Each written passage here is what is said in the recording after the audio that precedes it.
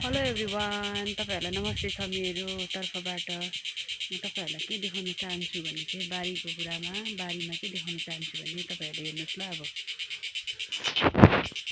यहाँ माथि केरा पाक्दैछ। यहाँ यो केरा चाहिँ एकदमै अग्लो हुन्छ गाइस, एकदम मिठो हुन्छ। यो पहाडी केरा हो। केराको झ्याङहरु पुरै छ यहाँ तलतिर हेर्नुस्।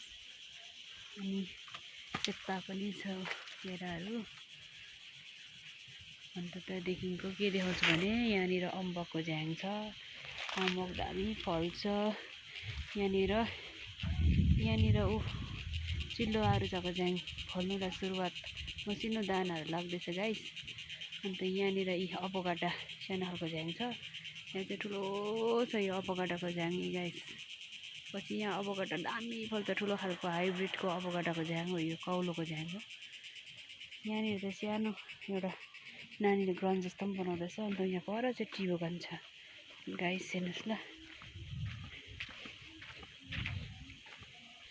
हेर्नुस् यहाँ दामी छ टी बगान गाइस, एकदम छ। यो गिङ हनुमान डाँडा हो यो चाहिँ।